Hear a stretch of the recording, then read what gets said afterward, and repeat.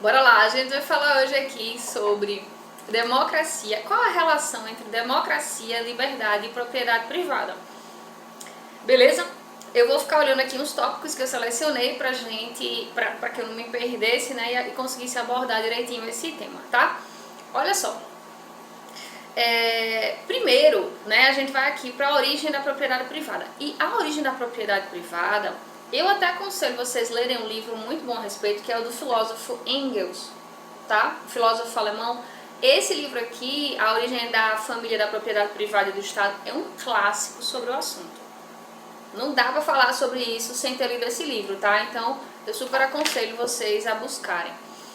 Então, a perspectiva de propriedade privada inicial, né? Como foi que surgiu a propriedade privada?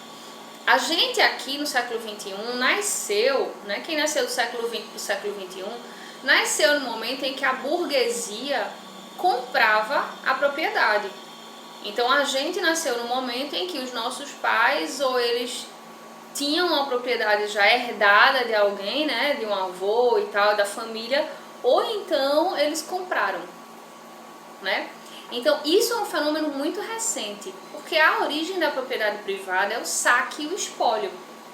Sempre foi, tá? Então, as nações imperialistas faziam o quê? Elas invadiam outras. Então, digamos, eu pego Inglaterra, invade França, expolia, submete o povo, né? Transforma em escravos durante a dominação, expolia o país, ou seja, rouba, saqueia, né? Tudo que tem ali, pega como direito, tá? Porque o espólio, ele é uma espécie de direito que se estabelece ao vencedor. Então vejam que a noção que hoje a gente levanta de justiça, ela só está no discurso das sociedades ocidentais. Então esse ideário de justiça, que é justiça para o povo, o Estado precisa fazer justiça social, que é oportunizar a todos. Aquele blá blá blá todo que a gente encontra lá nos artigos 5 e 6 da Constituição Federal de 1988, que é baseado na Constituição Francesa lá, de 1789. Esse ideário só está no nosso discurso. Ele não está nas nossas ações. Sabe por quê? O nosso ideário, qual é o nosso ideário ainda? É o dos dominadores, lá da Antiguidade Clássica. A gente continua corroborando a ideia de que a justiça é dar ao vencedor aquilo que ele ganhou do país que ele submeteu. A gente admira os imperialistas. Não é à toa que os Estados Unidos faz o que faz e ele é super admirado. Então, um país que mostra poder de submeter uma outra nação, aqui no Brasil é admirado ainda. Então, quando a gente diz assim, ah não, Priscila, o certo é que o poder seja para o povo e que haja justiça social, isso é só no discurso, a gente não tem consciência ainda desse argumento. Essa não é uma questão que a maior parte das pessoas já tomou consciência do que significa. Por quê? Porque qual é o caminho para que a gente tome consciência desse discurso? A gente rejeita o caminho. Vou dizer para vocês qual é agora, para vocês verem se vocês não rejeitam. A maior parte das pessoas rejeita, aqui no Brasil ainda, as manifestações populares. Lá no século XIX, na Inglaterra, foi criado o Partido dos Trabalhadores. Tá? Então não foi aqui no Brasil que esse partido surgiu, não. Ele foi criado no século XIX, lá na Inglaterra. E lá, o ideário era qual? Era fazer um projeto de política para todas as pessoas. Por quê? Porque quem é que dominava os aparelhos ideológicos do Estado? Quem é que dominava? As duas únicas classes que existem, que são parte do poder econômico, que existem, que eu falo, é que tem domínio sobre as instituições.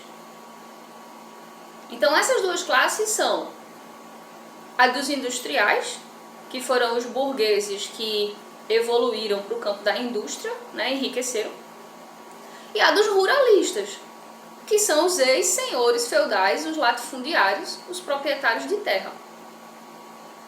Lembrem de um detalhe, lá na Revolução Francesa, o que foi que aconteceu?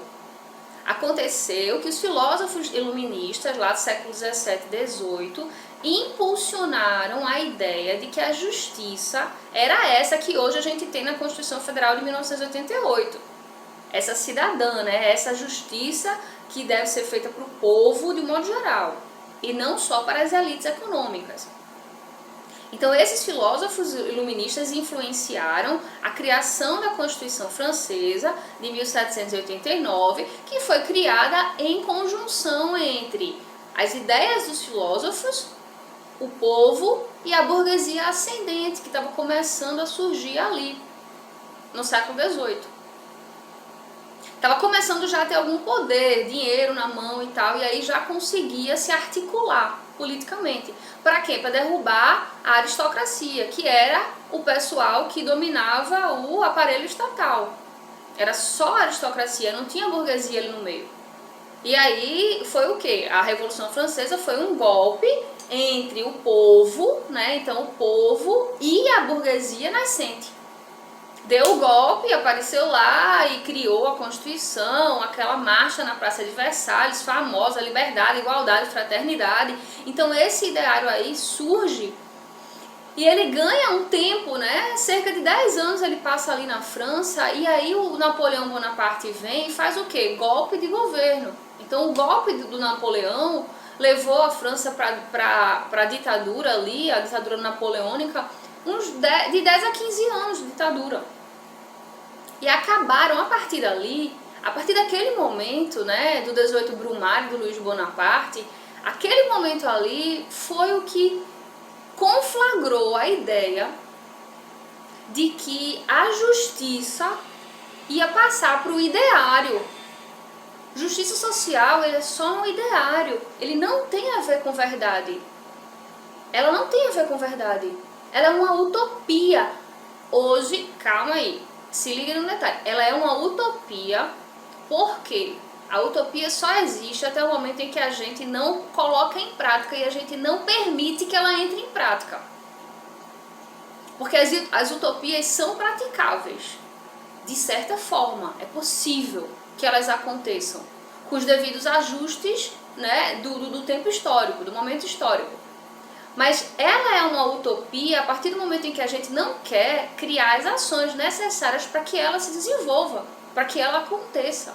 Aí ela é uma utopia.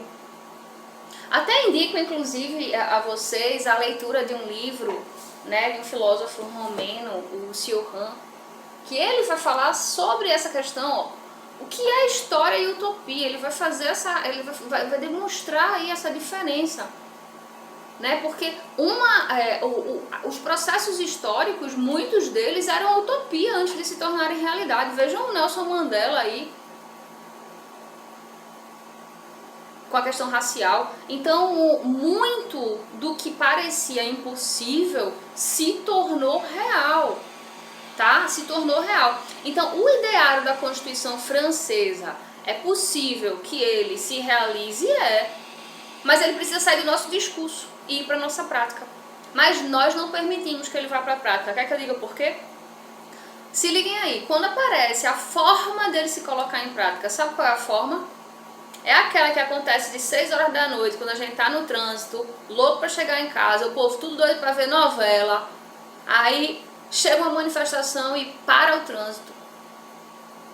As manifestações populares são o instrumento mais pesado, mais forte da democracia. São as manifestações populares que criam as leis, que beneficiam o povo.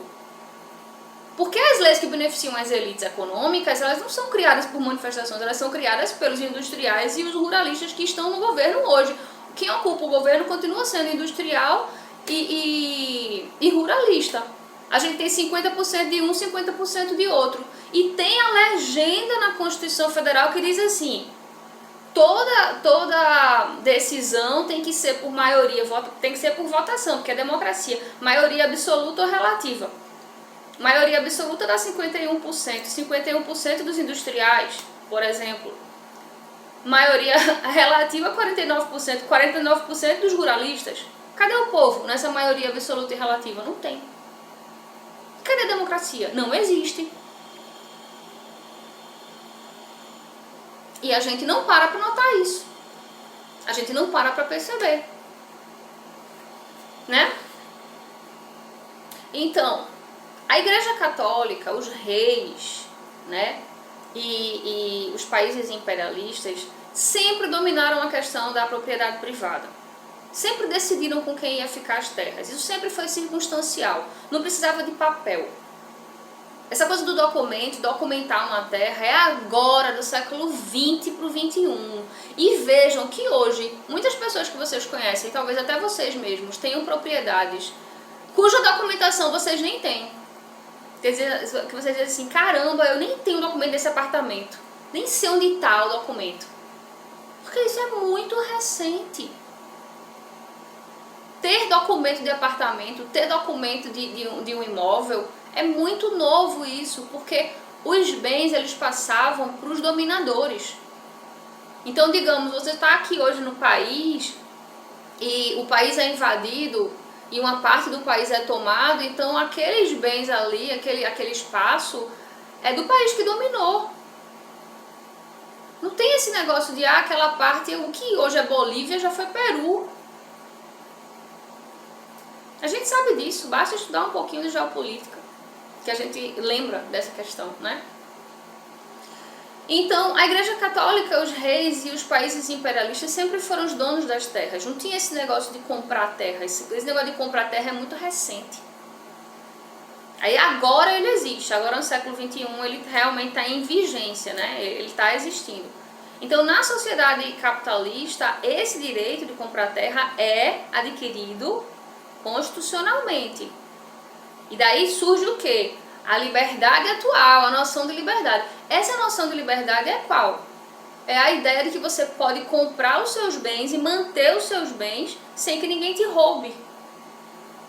Então os órgãos policiais eles foram criados para quê? Para proteger a propriedade privada. Para que eles foram criados, galera. Eu não estou dizendo que hoje essa seja a única missão dos órgãos policiais, tá? O que eu estou querendo dizer é que tem os policiais de modo geral, né, as polícias, elas têm o sentimento de proteção da comunidade, até porque muitos dos policiais vieram da comunidade, vieram do povo, né? Então a polícia tem essa noção de proteger a comunidade, mas ela não foi criada para isso. Ela foi criada para proteger a propriedade privada. E a propriedade privada do poder econômico. Daquela galera que saqueava e roubava. Então a história lá do Robin Hood na Inglaterra do século XVII. A história do Robin Hood qual era? Vocês lembram, né?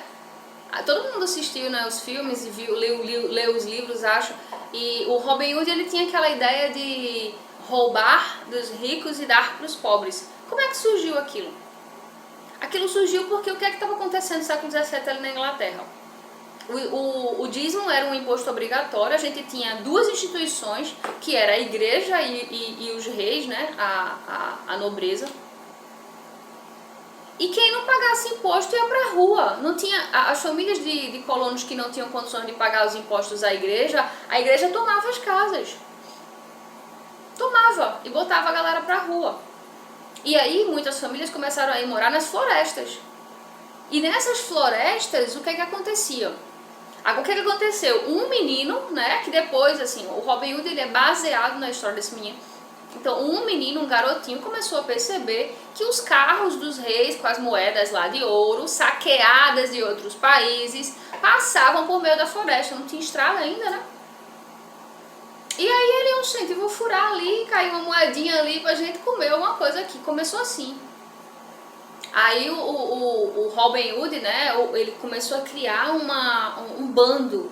Então começou a ter o bando dos desordeiros para roubar dos reis.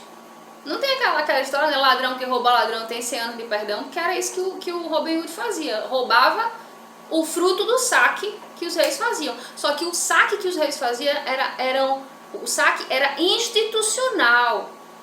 Porque os reis eram admirados por fazerem isso. O rei que ganhava, era justo que ele tivesse os espólios de guerra. Essa é a noção de justiça que nós compartilhamos hoje ainda, porque nós continuamos admirando as potências imperialistas. Se não fosse assim, os Estados Unidos não tinha tantos adeptos aí para o modo de vida norte-americano, imperialista e predatório, né? Então a gente admira essa galera. O Robin Hood fazia isso e aí teve que acontecer o quê? Um contingente teve que ser formado para conter esses baderneiros que moravam nas florestas. Vejam a justiça aí como é, maravilhosa. Então esses baderneiros que moravam na floresta, que eram os ladrões, né? Os ladrões eram eles, não eram os reis não, que saqueavam de outros países, eram os pobres que estavam lá na floresta tentando roubar uma moeda de ouro ali para conseguir comer. Eram eles que eram os ladrões. Aí o contingente policial foi criado na Inglaterra, foi lá que surgiu a ideia de polícia, tá? E aí depois disso, a gente tem o quê? Que mostra a mesma expressão hoje aqui no Brasil, os trabalhadores sem terra. A mesma situação. Então os trabalhadores sem terra, eles fazem como? Eles... Ah, Priscila, tem muito bandido lá, esse é o que eu mais escuto. Entre os trabalhadores sem terra, galera, se liga no detalhe. Dentre os apóstolos de Jesus, que só tinha 12, tinha gente que ia contra a lei? Não tinha. Vocês lembram do nome? Como é que não vai ter dentro do sem terra, que são milhares de pessoas? Claro que tem. É claro que os desordeiros vão existir sempre. É claro que os mal intencionados vão existir sempre. Sempre vão existir. Mas o movimento é legítimo.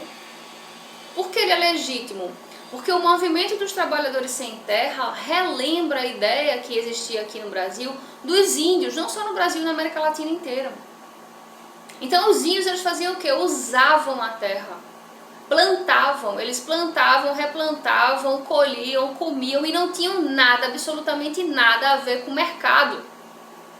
Eles não vendiam, eles trocavam. Eles usavam a terra e cuidavam dela e preservavam a natureza. E a gente faz o quê? Por que os índios hoje não são bem vistos? Porque eles são dizimados, eles continuam sendo dizimados e expulsos das terras para que a indústria farmacêutica entre e pegue os segredos ali da natureza. Por quê? Porque os índios não consomem nada do mercado, eles não fazem mercado consumidor. Eles não fazem parte, quero dizer, do mercado consumidor. A natureza dá tudo para eles, tudo que eles precisam, e eles têm corpos maravilhosos, que eles comem ali, ó, batata doce e mandioca, e a gente come um bando de porcaria industrializada que acaba com a nossa saúde. Eles não, eles comem frutas e raízes. Os corpos deles eram tão invejados que o Pero Vaz de Caminha escreveu aquela carta do Pero Vaz de Caminha lá em 1500, quase a carta toda era falando do corpo dos índios. Como é que pode um corpo desse? Alimento natural, sem nada industrializado. E eles tinham uma saúde que nós não temos. Porque a gente tem um negócio chamado indústria farmacêutica. Ora, a indústria ela quer o quê? Dinheiro. Isso é que é indústria. Então a farmácia não quer cura de ninguém, ela quer doença. Mas como é que ela vai vender se a pessoa se curar?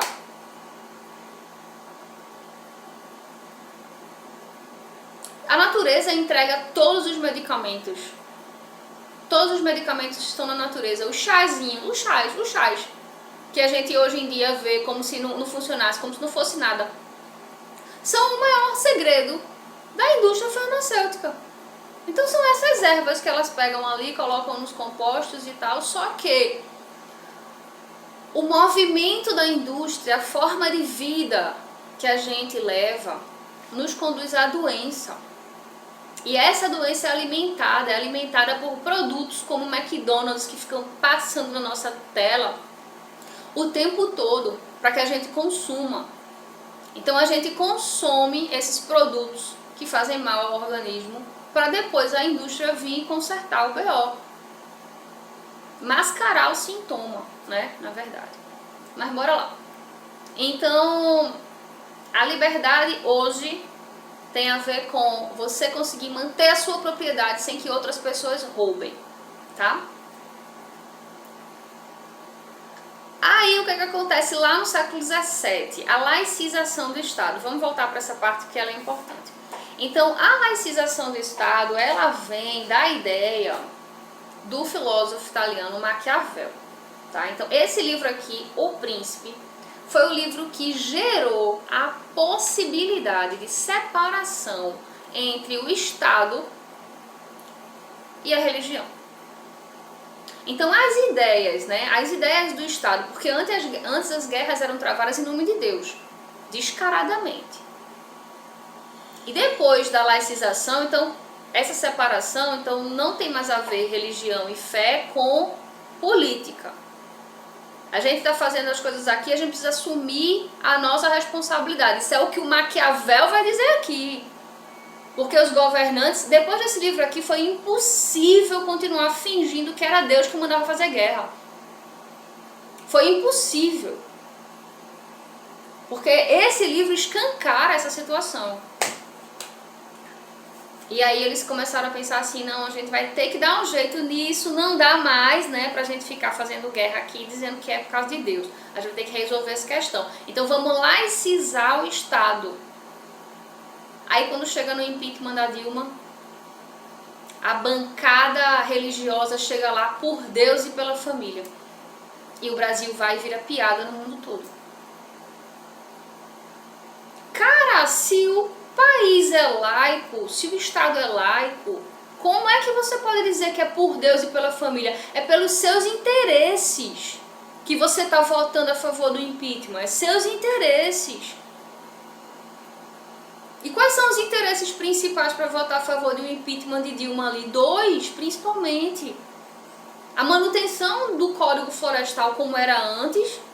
Então os ruralistas, a Dilma fez 11 reescrituras do Código Florestal e tentou aprovar, maioria absoluta, maioria relativa, ela nunca conseguiu a aprovação das modificações que ela fez no Código, que gerava multas principalmente para os ruralistas, que tinham multas de 2 milhões aí com o Tesouro. E aí o que acontece ali? O Michel Temer, quando... sim, e qual é o outro? Essa questão do Código Florestal e do pré-sal. Quando a Dilma disse que ia começar, o Brasil aqui ia extrair o pré-sal, não ia ser mais os Estados Unidos, que é os Estados Unidos que extrai o pré-sal do Brasil. Todas as licitações quem ganha são os Estados Unidos, todas as licitações são ganhas por eles. E aí a Dilma disse, não, a gente vai começar a extrair o pré-sal e 90% do pré-sal vai para a educação. Não é possível. Aí ela foi impeachmentada, certo? Não era possível que isso acontecesse. E aí o Michel Temer, quando entrou, a primeira coisa que ele fez foi o quê? Perdoar as dívidas de 2 milhões dos ruralistas. Foi isso que aconteceu. Primeira coisa que o Michel Temer fez quando entrou no governo. Perdoar a dívida. Por quê? Porque é assim que funciona a política no mundo. Não é só no Brasil. Então metade é ruralista, metade é industrial, das bancadas lá. Não tem pra onde você correr ali. Ou você joga o jogo de um, ou você joga o jogo de outro. A única questão que aparece ali, que é o povo que está precisando e que está impulsionando uma mudança, é feita por manifestações populares. E na Constituição está dizendo o quê? Que as manifestações populares têm que ser pacíficas. Vocês sabem quantas vezes no mundo uma manifestação pacífica ganhou qualquer coisa? Nenhuma. Nunca. É linda a manifestação pacífica, é linda, mas não ganha nada. Para a gente ganhar o direito a ter carteira assinada e parar de trabalhar 24 horas por dia como era antes, foi muita gente massacrada e morta nas ruas da França. Muita gente. Então esse direito aí foi fruto de muitas manifestações, de fábricas quebradas. Paravam a fábrica, tocavam fogo na fábrica, na França e na Inglaterra. Na Alemanha isso também aconteceu. Para quê? Para que a gente hoje tivesse um negócio chamado carteira assinada e 8 horas de trabalho. Mas ninguém sabe disso. Claro, falando ninguém sabe disso entre aspas, né? Eu tô falando assim, de um modo geral, as pessoas não sabem disso. Se elas soubessem disso, elas não criminalizavam os sem terra. Mas a mídia faz o quê? Bota os sem terra no lixo, né? E os sem terras estão ali querendo plantar numa terra, pedindo uma terra emprestada do Estado. Não é para eles, não, é para plantar na terra e comer. Porque se você tiver uma terra, você não precisa do mercado. Você sobrevive. E muito bem, inclusive. Agora pensem comigo. Quando eu tinha uns 15 anos, lá na década de 90, surgiu o quê? A ideia, os quintais, as casas tinham quintais, né? Vocês lembram? Na minha casa eu lembro que tinha pé de jambo, de manga, de azeitona roxa, tudo que vocês puderem imaginar de fruta. Aí surge uma ideia, tá? Divulgada pelas mídias, que é a seguinte: vamos encimentar as casas. Isso foi uma febre. Vejam se vocês lembram disso. Concreto armado, encimentar, evolução, modernidade, e mato é terrível. E toma aquela ideia de que o mato, tudo era mato, não, isso aqui cresce e a gente tem que acabar com esse trabalho. Acabaram-se as árvores. Onde é que a gente vai comprar as frutas agora? No supermercado. Tem que comprar no supermercado que não tem mais árvore dentro de casa. Ah, mas tem um detalhe. Quando você chega no supermercado, você está comprando a maçã, aí você compra, né? Você comprou a maçã lá e tal, botou no seu saquinho. Aí quando você está indo embora, você dá uma olhadinha assim dentro daqueles freezers, aí tem assim, maçã orgânica, você... Oi? Significa o quê? Que eu tô comendo maçã inorgânica, que tá ali, ó, cheia de agrotóxico, e a maçã que é orgânica, então deve ter... As outras frutas devem ser iguais. Aqui é orgânica, eu pago uma fortuna para comer. Eu não posso comer aquela fruta que é orgânica. Mas antes eu tinha na minha casa as frutas que eu podia comer, que eram as frutas daqui do Brasil. Vocês percebem como é que as coisas são feitas? Então é por aí, é dessa forma que a gente é enganado. A gente é enganado em tudo quanto é aspecto. O tempo todo. E vejam como as chaves são trocadas. Eles passam pra gente, os sem terra são os baderneiros. Não, galera. Se a gente tem quintal e uma horta em casa, a gente não precisa do mercado. A gente sobrevive muito melhor do que comprando comida no mercado. Muito melhor, porque é muito mais natural. Só que o mercado consumidor, ele é imposto. As televisões estão aí para isso, para mostrar que você precisa consumir o tempo todo, criando a necessidade de consumo na gente. Por que os índios não são mercado de consumidor? Eles não têm televisão. Eles estão nem aí, nem roupa eles usam. Estou falando dos índios nativos, né? Os que vivem mesmo na floresta. Tem os índios hoje que são os civilizados, né? Os que estão urbanizados, eu vou dizer assim, melhor, urbanizados. Estou falando dos índios que moram lá nas florestas, que tem muitos ainda. Tá? Então, o direito positivo, enquanto um conjunto de normas estabelecidas e validadas pelos homens, né? E não por Deus, é o marco legal que garante as regras da democracia. Tá? No discurso, porque a democracia na prática, na consciência, ela ainda não existe. Tá? Então é democrática a forma de governo que dá liberdade ao povo, que dá liberdade ao povo de exercer poder político. O intuito das instituições estatais é atender ao bem comum, não é isso? E a corrupção na tomada de decisão por que ela acontece? Então aí a Petrobras, a questão dos doleiros, né? Então veio aí uma crise na Petrobras, no meio do governo Lula para o governo Dilma, né? Uma crise dizendo, e aí surgiu a Operação Lava Jato e tal, dizendo que a turma do PT, que eles chamam lá a gangue do PT, criou um sistema de propinas dentro da Petrobras. A Petrobras tem um sistema de propina desde pelo menos a década de 70. Desde a criação da Petrobras, ela tem esquema de propina. Porque o Brasil nunca ganhou uma licitação para extração de pré-sal. Como é que a empresa é brasileira? Se a gente não extrai, só quem extrai é os Estados Unidos. Aí agora a gasolina está lá em cima, com pré-sal que é produzido aqui, com uma gasolina, um petróleo que é extraído daqui da gente, daqui da gente. Se a gente extraísse esse petróleo, a gasolina ia ser de graça, praticamente. Mas não é a gente que extrai. Porque na Petrobras, as licitações não são ganhas para o Brasil. O esquema de propina que existe ali, existe desde a fundação daquela empresa. Desde a fundação. Aí vem dizer que foi desde o governo Lula e do governo Dilma, não. Agora, eles queriam prender a turma do PT. Beleza, foi uma ótima jogada. Porque eles conseguiram fazer um monte de gente acreditar que a gangue era aquela. Enquanto a empresa tinha sido criada desde sempre para que o esquema fosse esse. Então vocês estão percebendo aí como é que funciona essa coisa da propriedade privada, a liberdade e a democracia, né? É uma falácia, a democracia é uma falácia. Mas ela não vai ser sempre uma falácia, e eu não quero naturalizar isso. Por quê? Ela é uma falácia enquanto a gente não compreende o que ela significa. Ela é uma falácia enquanto a gente não quer tomar consciência dela e começar a praticar as ações que correspondem realmente a uma democracia. Enquanto a gente não quer que realmente haja igualdade dentro dos poderes, dentro dos aparelhos do Estado. Enquanto a gente não quer, aí ela está só no ideário, ela não está na vigência. E tudo isso depende da gente. E de mais nada.